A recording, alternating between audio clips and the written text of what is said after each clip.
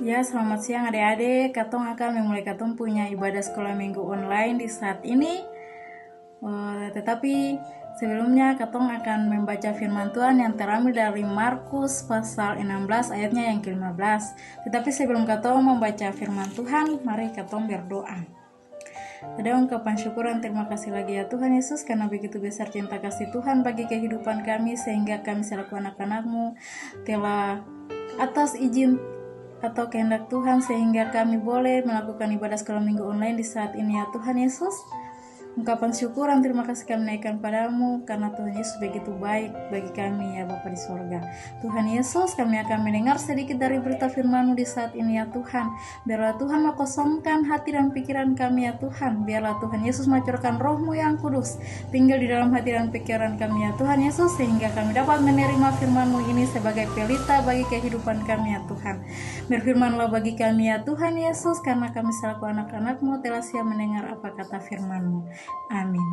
Ya, adik-adik, di saat ini katong akan membaca dari Markus 16 ayatnya yang ke-15 yang berbunyi, lalu ia berkata kepada mereka, pergilah ke seluruh dunia, beritakan Injil kepada segala makhluk. Demikianlah firman Tuhan. Ya adik-adik, di saat ini katong punya materi tentang gereja, dengan akan punya pokok bahasan yaitu tentang dokumen kesan gereja, dan subpokok bahasan arti, tujuan, dan isi DKG. Ya adik-adik, apa itu DKG? DKG adalah dokumen kesan gereja. Dokumen kesan gereja adalah sejumlah dokumen yang memuat kesepakatan gereja-gereja di Indonesia dalam rangka berjalan bersama menuju kepada kesan yang benar.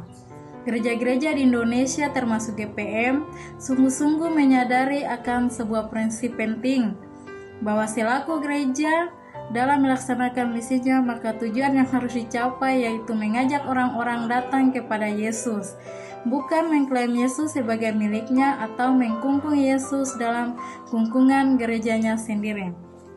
Ya adik-adik, yang dibilang di sini tujuan gereja dalam misinya untuk mengajak orang-orang percaya datang kepada Yesus Kristus, yaitu lewat katong ibadah sekolah minggu, katong ibadah setiap minggu di gereja, ibadah tunas remaja, ibadah gereja remaja. Di situ tugas gereja melakukan tujuannya yaitu untuk datang kepada orang-orang percaya, datang kepada Yesus Kristus lewat ibadah-ibadah tersebut. Adik-adik, gereja baru disebut gereja ketika ia hadir untuk memberi kesaksian, memberitakan Injil kepada orang lain. Dalam Matius 28 ayat 19 sampai 20 yang berbunyi, karena itu pergilah, jadikanlah bangsa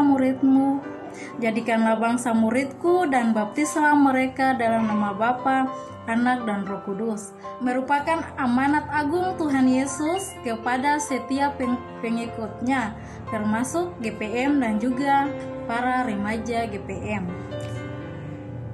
Adik-adik, katong bisa memberitakan Kristus kepada orang lain itu lewat katong punya sikap, katong punya tingkah laku, katong punya tutur kata. Dari situ katong sudah bisa memberitakan Injil kepada orang lain lewat katong punya kehidupan sehari-hari di rumah, di masyarakat, ataupun di mana saja adik-adik berada. Ya adik-adik, sejak tahun 1950 memang telah ada niat untuk membentuk gereja yang esa di Indonesia, yang terwujud lewat pembentukan Dewan Gereja di Indonesia atau DGI, dan DGI adalah salah satu induk persekutuan gereja di Indonesia, persekutuan gereja-gereja di Indonesia, yaitu ada mempunyai 5 induk persekutuan gereja, seperti 1 Persekutuan Gereja-Gereja Indonesia atau PGI yang dulu bernama DGI, tapi sekarang sudah digantikan menjadi PGI. Jadi adik-adik, dulu itu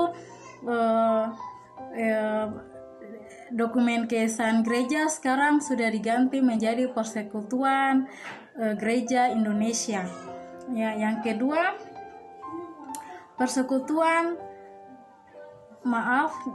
Dewan Gereja Indonesia yang sudah diganti menjadi Persekutuan Gereja Indonesia. Yang kedua, Persekutuan Gereja Pentakosta se-Indonesia. Yang ketiga, Persekutuan Injil Indonesia. Yang keempat, Gereja Masehi Advent hari ke-7. Dan yang terakhir, Gereja Katolik. Ada keinginan kuat PGI untuk membentuk Persekutuan Gereja Kristen yang Esa. Namun yang terjadi adalah kepentingan hanya mengutamakan kesan secara struktural saja, seperti MIS GPM, GMIH, GKJ, GPIB, GKI, GKRI, GBI, dan lain-lain. Yang sangat kuat, yang sangat menonjol terjadi sebab masing-masing gereja ingin mempertahankan identitasnya sendiri-sendiri. Adik-adik, untuk membentuk persekutuan gereja-gereja yang Esa, jangan hanya memiliki kepentingan untuk mengutamakan kesan gereja secara struktural saja. Kesan yang dimaksudkan di sini bukan sama sekali berarti keseragaman, tapi bukan pula keterpisahan, tapi keragaman dalam kebersamaan atau keseragaman dalam kebersamaan. Untuk sampai kepada keseragaman dalam kebersamaan itulah maka di Ambon dalam sidang raya DGI yang ke-10 sekarang PGI telah lahir yang dinamakan dengan 5 dokumen kesan gereja atau LDKG. Sekarang menjadi DKG sebagai kesepakatan bersama. Ya, adik-adik, memang sebelum DKG ini memperoleh bentuknya seperti yang sekarang, telah terjadi proses yang cukup panjang, antara lain berbagai studi dan penyelidikan bersama tentang pengakuan iman, tata gereja, dan katekisasi, dan juga liturgi ibadah yang digunakan oleh gereja-gereja di Indonesia hingga di sidang raya yang ke-10 Dewan Gereja-Gereja di Indonesia atau DGI yang sekarang menjadi PGI di Ambon tahun 1984. Secara resmi lahirlah apa yang disebut saat itu 5 dokumen kesan gereja.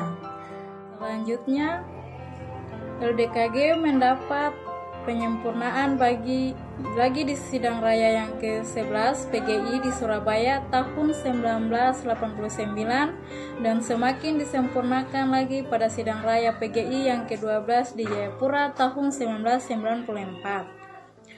Kemudian dalam sidang raya yang ke-13 PGI di Palangkaraya tahun 2000 barulah LDKG berubah nama menjadi DKG setelah diperbaharui kembali dengan memberikan penekanan pokok-pokok isi dokumen kesan gereja. Pokok-pokok isi dokumen kesan gereja ialah dokumen pokok-pokok tugas panggilan bersama atau PTPB, dokumen pemahaman bersama iman Kristen atau PBIK, dokumen oikumene gereja, dokumen tata dasar, dan dokumen saling mengakui dan saling menerima. Ya adik-adik, dengan demikian maka DKG merupakan dokumen kesan gereja-gereja yang bersifat utuh dan menyeluruh karena di dalamnya terkandung seluruh kekayaan pengalaman beroikumene di Indonesia sejak tahun 1950. Adik-adik, ada sedikit penjelasan tentang isi dokumen kesan gereja, yaitu isi dari dokumen kesan gereja yang tadi kakak Alin sebut akan punya pokok-pokok, itu akan punya isi, penjelasan dari akan punya isi ialah PTPB atau pokok tugas panggilan bersama. Dokumen ini memuat hal-hal dasar mengenai ada 2. Yang pertama, pemahaman bersama gereja-gereja tentang tugas panggilan bersama atau misi bersama. Yang kedua, ada tentang konteks nyata di mana gereja ditempatkan dalam satu realisin yang berpengharapan. Terus isi yang kedua tentang tata dasar. Dokumen tata dasar isinya 13 bab yang berisi tentang tata gereja. Bagi organisasi gereja dilihat dari isinya ada pemahaman baru tentang gereja yang esa. Yang ketiga, piagam saling mengakui dan saling menerima. Isinya ada 12 bab yang berkaitan dengan keanggotaan dan penerimaan gereja-gereja dan anggota-anggota untuk saling mengakui dan saling menerima berkaitan dengan firman Tuhan. Jadi adik-adik yang berkaitan dengan firman Tuhan di sini, saling mengakui dan saling menerima ini, katong harus mengakui dan menerima dengan katong punya saudara-saudara dari gereja-gereja yang lain atau gereja-gereja saudara, katong harus memiliki saling mengakui dan menerima satu dengan yang lain. Yang terakhir, pemahaman bersama iman Kristen. Dokumen ini membahas mengenai bagaimana setiap jemaat Kristus memahami arti sebuah iman.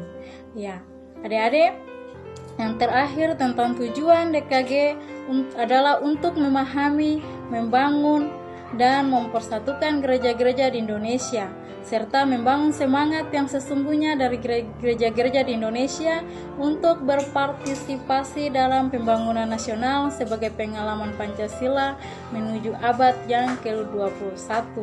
Jadi gereja-gereja harus saling membangun, saling memberikan motivasi satu dengan yang lainnya, memberikan semangat, sehingga gereja-gereja di Indonesia itu menjadi satu, yaitu satu tubuh Kristus. Ya, sesuai dengan untuk berpartisipasi dalam membangun nasional sebagai pengalaman Pancasila. Ya, adik-adik, itulah sedikit cerita materi yang kalian berikan di saat ini. Tetapi sebelum kita mengakhiri materi ini, mari kita berdoa. Terima kasih Tuhan Yesus, Bapa yang baik. Di saat ini kami sudah boleh hamba sudah boleh memberikan materi bagi adik-adik asuhan ya Tuhan. Kiranya apa yang hamba berikan bagi mereka ya Tuhan tidak jatuh di tanah yang berbatu, tapi hamba yakin dan percaya sungguh bahwa apa yang hamba berikan mereka dapat mengerti, mereka dapat memahami, dan mereka dapat melakukannya lewat sikap, karakter, dan tingkah laku mereka ya Tuhan. Tuhan Yesus, firman Tuhan yang kami baca dan dengar itu yang kami baca dan dengar ya Tuhan sebagai landasan bagi kehidupan kami yang masih muda ini ya Tuhan Yesus. Tuhan Yesus, Bapa dalam kerajaan surga, kami mau berdoa bagi adik-adik asuhan kami ini dengan masa depan mereka, dengan pergumulan mereka ya Tuhan. Karena Tuhan Yesus mau jawab semuanya seturut cinta dan kasih daripada Tuhan Yesus sendiri. Tuhan Yesus berkati orang tua daripada adik-adik ini ya Tuhan. Berikan mereka kesehatan, kekuatan, umur yang panjang, dan juga berikan mereka roh hikmat kebijaksanaan bagi mereka ya Tuhan, sehingga mereka boleh menjadi orang tua yang bijaksana, orang tua yang baik untuk mengasuh, mendidik, mengarahkan anak-anak ini ke jalan yang sendiri Tuhan Yesus kehendaki. Tuhan Yesus, inilah doa kami ya Tuhan. Sebelum kami akhiri seluruh aktivitas kegiatan sekolah minggu online di saat ini ya Tuhan Yesus, kiranya kami mohon berkat penyertaan-Mu. Kiranya kasih karunia dan damai sejahtera kasih dari Allah Bapa mau tinggal menyertai kita semua di hari ini, orang-orang yang jauh maupun dekat, yang membenci kami sekalipun dan menyayangi kami hari ini, esok terus kekal sampai selama-lamanya. Amin.